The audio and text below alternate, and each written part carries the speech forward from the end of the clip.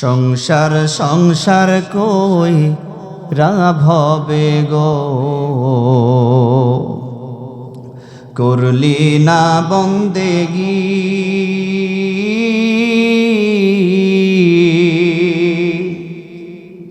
কিভাবে কাটাই বিমনোরে কবরের জিন্দেগি রে। ওরে জীবন গুনাই গুনাই গেল রে, ওরে জীবন গুনাই গুনাই গেল রে। ধন সম্পদের মা আই পইড়া গো, ডাকলি না মাওলা রে।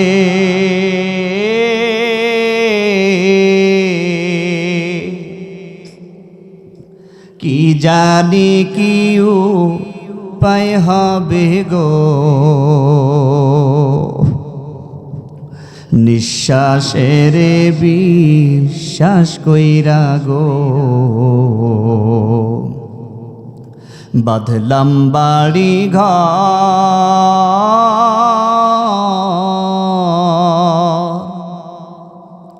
কোন দিন জানি আজ রাইলাই সারে। সবই করে পরে ওরে জীবন গুনাই গুনাই গেল রে, ওরে জীবন গুনাই গুনাই গেল রে। বাড়ির পাশে কবর ঘরে গো, বাঁধবি বাসর ঘর।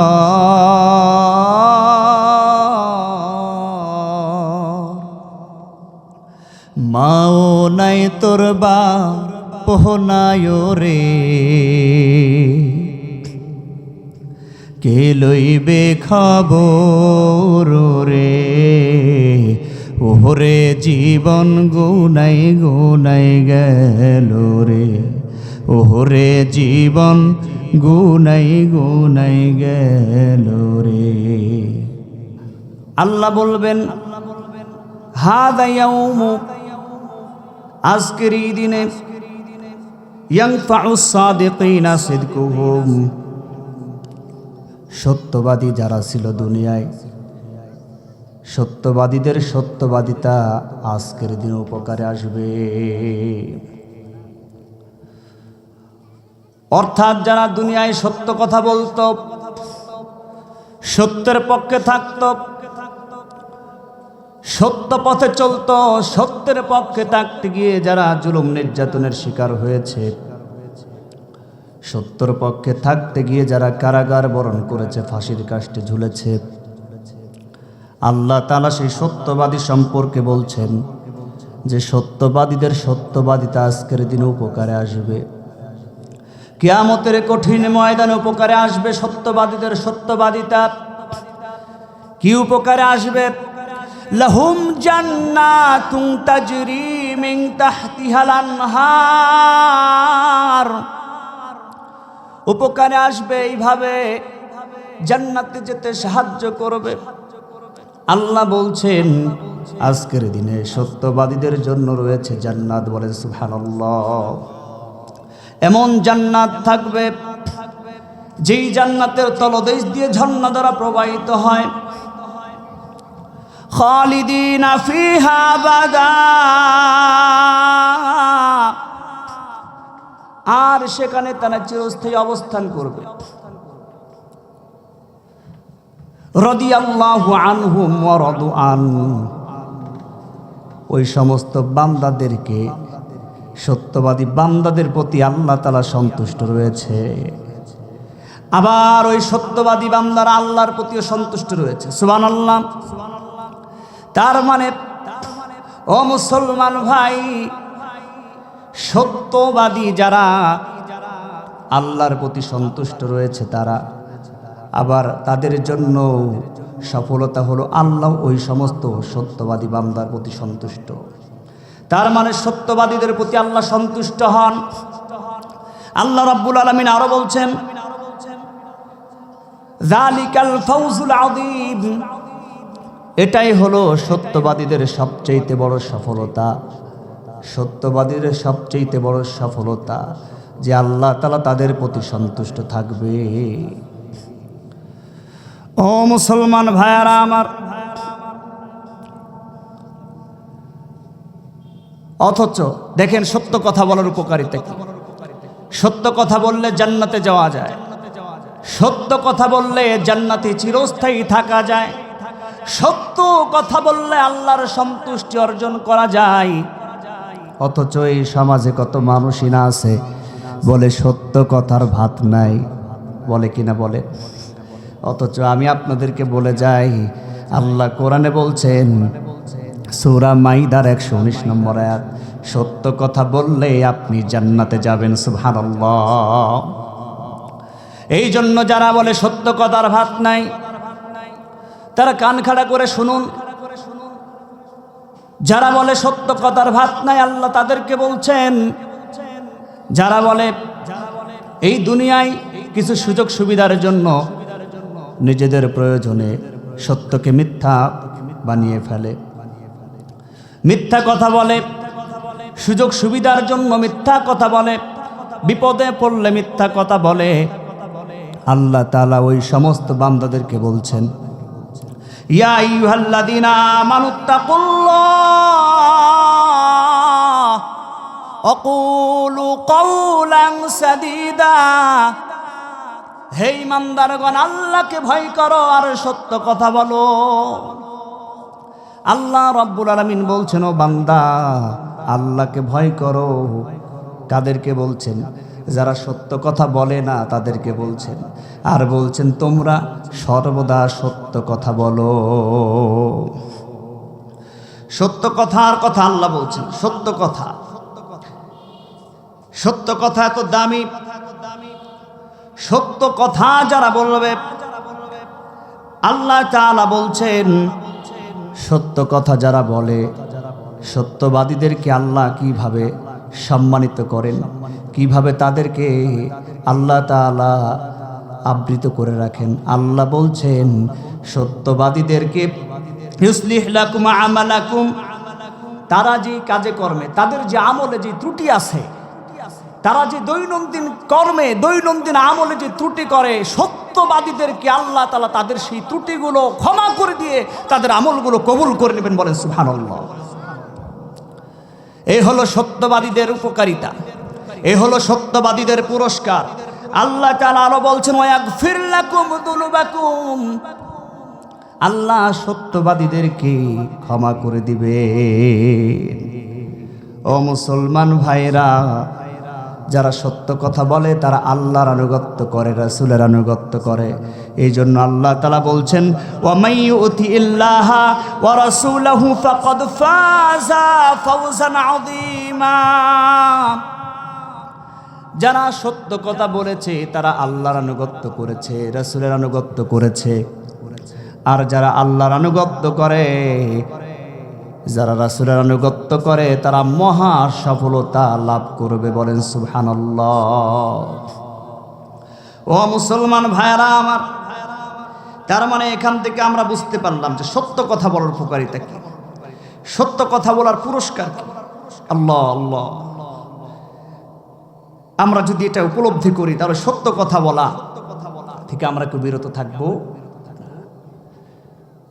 অথচ এই সমাজের মধ্যে সত্য কথা বলার লোক একেবারেই কম। আমরা সত্যকে মিথ্যার সাথে মিশ্রিত করে ফেলি, সত্যকে মিথ্যা আর মিথ্যাকে সত্য বানায় ফেলি নিজেদের প্রয়োজনে, নিজেদের সুবিধার কারণে। অথচ আল্লাহ বলছেন ওয়ালা তালবিসুল হাক্কা বিল বাতিল ওয়া তাকতুমুল হাক্কা ওয়া আনতুম তা'লামুন, ও বান্দারা সত্যকে মিথ্যার সাথে মিশ্রিত করো না, মিথ্যাকে সত্যের সাথে মিশিয়ে দিও না। আল্লাহ তাআলা নিষেধ করছেন সত্যকে মিথ্যা বানাতে আর মিথ্যাকে সত্য বানাতে। অথচ কি দেখা যায়, ও মুসলমান ভাইয়ারা, এ যাবৎ পর্যন্ত, এ যাবৎকালে আমরা এই সমাজে, রাষ্ট্রে, ভূখণ্ডে এই পৃথিবীতে কি দেখলাম? সত্যকে মিথ্যা বানায়া আর মিথ্যাকে সত্য বানায়া, মিথ্যা সাক্ষী দিয়া কত আলেমগুলোকে কারাগারের মধ্যে, কত আলেমগুলোকে জেলখানার মধ্যে আবদ্ধ করা হয়েছে, ঠিক কিনা? কত আলেমগুলোকে, কত নিরপরাধ মানুষগুলোকে ফাঁসির কাস্টে ঝুলানো হয়েছে, কত মানুষগুলোকে মিথ্যা মামলা দিয়ে হয়রানি করা হয়েছে। এই মিথ্যা মানুষের জন্য অভিশাপ, জাতির জন্য অভিশাপ। যারা মিথ্যা কথা বলে তারা নিজেদের ধ্বংস তো করেই, পরিবারের ধ্বংস করে, জাতির ধ্বংস করে, সমাজের ধ্বংস করে। সম্মানিত ভাইয়ারা আমার, প্রথমেই বলি, সত্য কথা যারা বলে, আল্লাহ তাআলা বলছেন সত্যবাদীদেরকে আল্লাহ শহীদগণের সাথে তাদের হাসর হবে। হাদিসে আসছে, রাসূল সাল্লাল্লাহু আলাইহি সাল্লাম বলছেন, আন ইবনে উমর রাদিয়াল্লাহু তাআলা আনহু قال قال رسول الله صلى الله عليه وسلم التاجر الأمين الصدوق المسلم التاجر الأمين الصدوق المسلم مع الشهداء يوم القيامة। রাসূলুল্লাহ বলেছেন, একজন বিশ্বস্ত সত্যবাদী ব্যবসায়ী পরকালে কিয়ামতের দিন শহীদগণের সাথে তার হাসর হবে। সুবহানাল্লাহ। শুধু তাই নয়, সত্য কথা মানুষগুলোকে, হাদিসে আসছে সত্য কথা এমন বরকত, সত্য কথা এমন বরকত যে সত্য কথা মানুষগুলোকে নেক আমলের দিকে ধাবিত করে, আর নেক আমল মানুষগুলোকে জান্নাতের দিকে ধাবিত করে।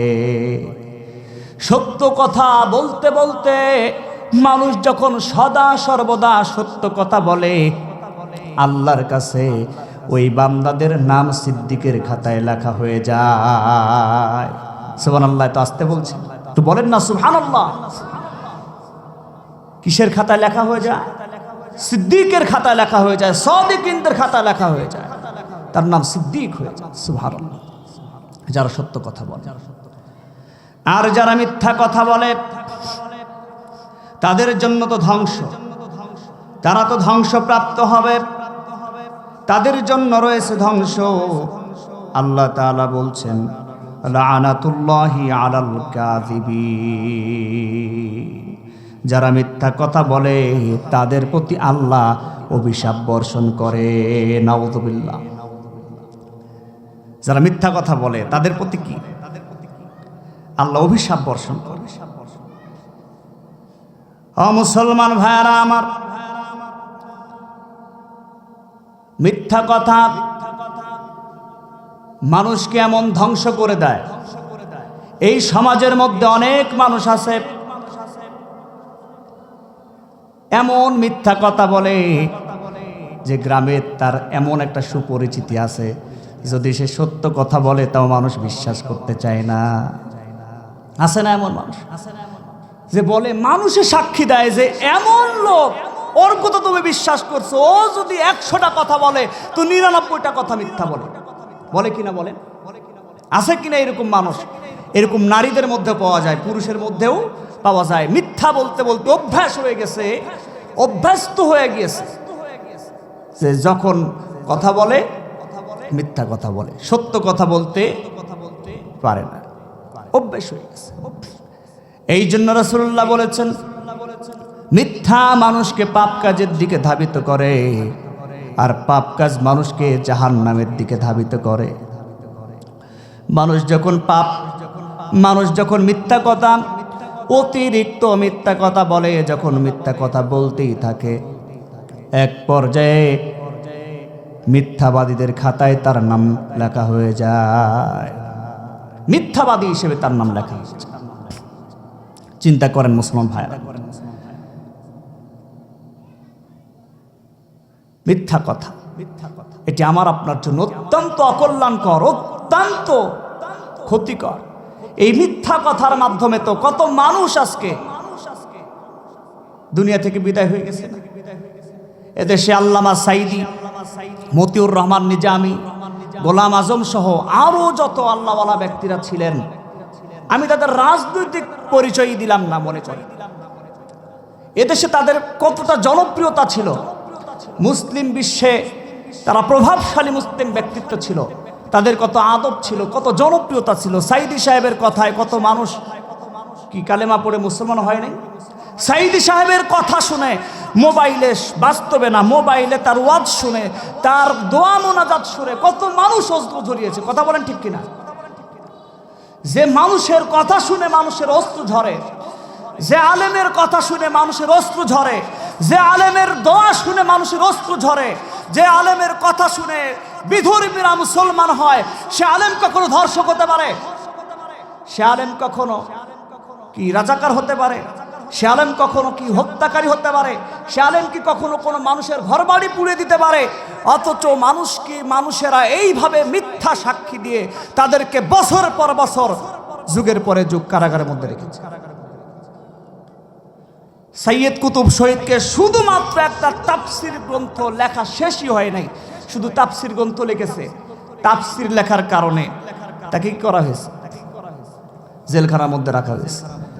পরিশেষে তাকে ফাঁসির কাস্টে ঝুলাই হত্যা করা হয়েছে।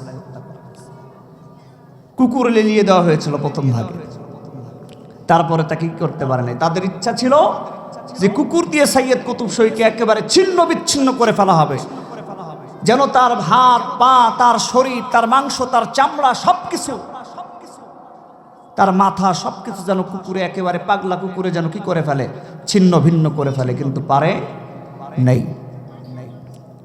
আল্লাহ তাআলা দয়ায় পারে নাই। পরবর্তীতে তাকে ফাঁসির কাস্টে ঝুলানো হয়েছে। সম্মানিত ভাইয়েরা আমার, এ হলো দুনিয়া। আমি এই যে বললাম, আরেকটি কথা বলি, হাদিসে আসছে রাসূলুল্লাহ সাল্লাল্লাহু আলাইহি সাল্লাম মেরাজে গিয়ে দেখলেন যে জাহান্নামীদের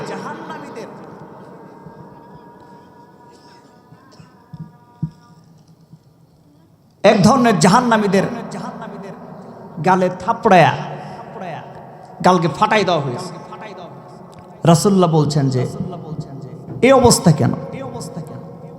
তখন ফেরেশতা বলতেছে, এই লোক মিথ্যা কথা বলতো দুনিয়ায়, এই জন্য তাকে করা হয়েছে, গালে এমন থাপ্পড় দেওয়া হয়েছে, গাল ফেটে গেছে। তো কঠিন অবস্থা, কঠিন পরিস্থিতি আমার আপনার হবে যদি দুনিয়াতে এরকম ভাবে মিথ্যা কথা বলি, নিজে অপরাধ করে অন্য মানুষকে ফাঁসায় দিই। কোরআনে আছে, এই যে সূরা নিসার 112 নম্বর আয়াতের মধ্যে আছে, কোরআনেই বলছে আল্লাহ তাআলা যে নিজে পাপ করে, নিজে অন্যায় করে, নিজে ভুল করে, নিজে দোষ করে, কিন্তু ওই দোষটা অন্যের উপরে চাপায় দেয়। আছে না? গত 16 বছর কি দেখলাম? এই বাবারা একটু চুপ তো বাবা। গত 16 বছর কি দেখলাম?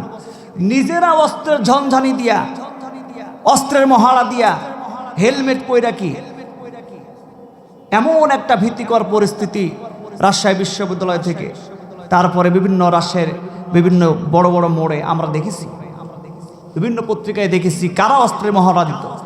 অথচ নিজেরা অস্ত্রের মহড়া দিয়া, নিজেরা সন্ত্রাসী কার্যক্রম পরিচালনা করে, যারা নামাজি, যারা নম্র ভদ্র, এলাকার মধ্যে শিক্ষিত, এলাকার মধ্যে সবচেয়ে গ্রহণযোগ্য ভালো মানুষ, তাদেরকে গ্রেফতার করে সামনে কিছু ককটেল, কিছু গ্রেনেড, আর কিছু মনে করেন যে কি তলোয়ার তরবারি রেখা হাইসা, তারপর রামদা এগুলো রেখা ছবি তুলে বাইরে প্রচার করে দেয়, মিডিয়ায় প্রচার করে যে কি ধরা গেছে, শিবির ধরা গেছে, জঙ্গি ধরা গেছে, নাকি বলেন? নিজেরা অন্যায় করে, কোরআনের সাথে মিলে কিনা দেখেন, নিজেরা অপরাধ করে। আমরা দেখলাম না রাজশাহী বিশ্ববিদ্যালয়ে 5 জন পিস্তল উঁচু করেছিল, আমাদের নহাটারও একজন ভাই, সেও কি পিস্তল উঁচু করে ছবিতে আসতেছে, নিজের দলের লোক, এই জন্য 7 গুণ মাপ। তাদেরকে পুলিশ ধরে নাই, 5 তারিখের পরে পালাইছে। কিন্তু নিরপরাধ মানুষগুলা নামাজ পড়ছে সালাম ফিরে গ্রেপ্তার করে কি? আমি নিজেই দেখলাম আমার নহাটায় এই বড়গাছির এক ঘটনা, 2016 সালের একটা ঘটনা। নামাজ পড়ছে, সালাম ফিরাইছে, পুলিশও নামাজ পড়ছে, ধরে নিয়ে গেছে। নিয়ে যাওয়ার পরে কিছু ককটেল, কিছু ইসলামী সাহিত্য, আর কিছু মনে করেন যে রামদা টামদা এগুলো রাইখে তাদেরকে ছবি তুলতেছে। যার ছবি তুলতেছে তারা আবার হাসতেছে। বলেন অপরাধী কখনো হাসে? না।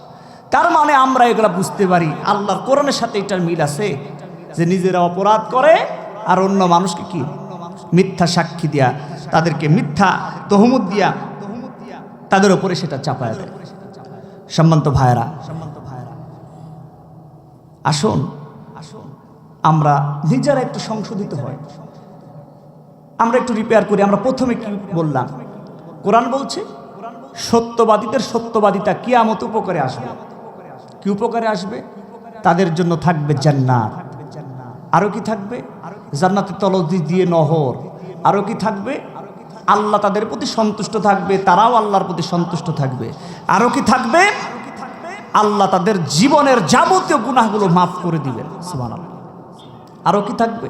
তারা সারা জীবনে সারা দিনে যেই আমলে ত্রুটি করে, তাদের কর্মে যে ত্রুটি করে, আল্লাহ কোরআনে বলছেন, তাফসীরে মুফাসসিররা বলছেন যে সেই ত্রুটিগুলোকে আল্লাহ মাফ করে দিয়ে, মার্জনা করে দিয়ে তাদের সকল আমলগুলো আল্লাহ কবুল করে নেবেন। সুবহানাল্লাহ।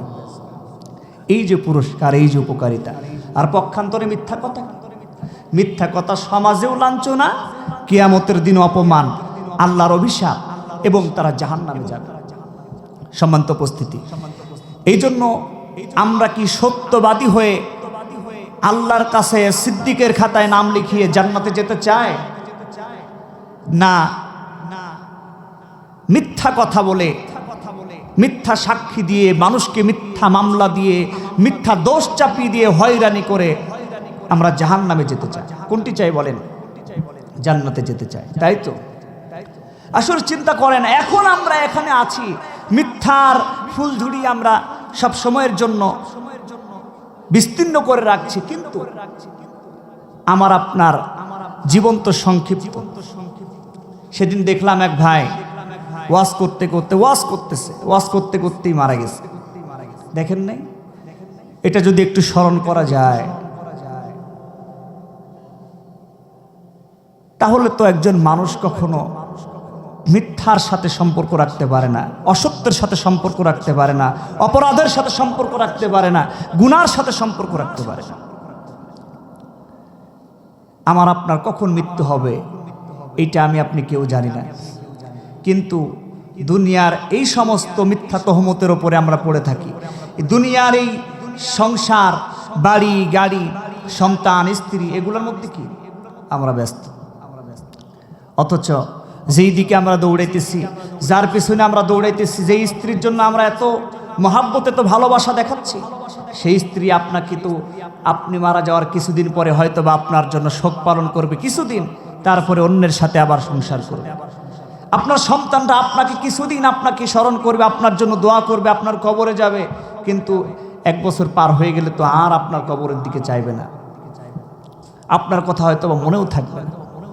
অথচ আমরা সেই সংসার করি পাগল হয়ে গেছি, তাই নাই গেল রে। সম্মানিত মুসলমান ভাইরা, আমাদের তো জীবনে এইভাবেই তো যাচ্ছে নাকি? আমার যদি এখন মৃত্যু হয়, আপনার যদি এখন মৃত্যু হয়, যদি মনে করেন এরকম অবস্থা হয় যে আমার আপনার কর্মজীবনে এই যাবৎ পর্যন্ত যা আমল, দেখা গেল যে অপরাধের ভাগ 90% আর আমলের ভাগ 10%, যদি হয় কি অবস্থা হবে চিন্তা করেছেন কি? আমরা কি একবারও কল্পনা করেছি? আমরা তো মনে করি যে সব তওবা করে, আরে ভাই তওবা করার টাইম দিবে কিনা সেটা তো পরে, তওবা করার টাইম পাওয়া যাবে কিনা সেটা তো দেখতে হবে। নিঃশ্বাস নিলাম, নিঃশ্বাস ফেললাম, এবার নিঃশ্বাস নিতে পারবো কিনা আর কোনো গ্যারান্টি আছে? নিঃশ্বাস ফেলতে পারলাম কিন্তু নিঃশ্বাস নিতে পারবো এর কোনো গ্যারান্টি নাই।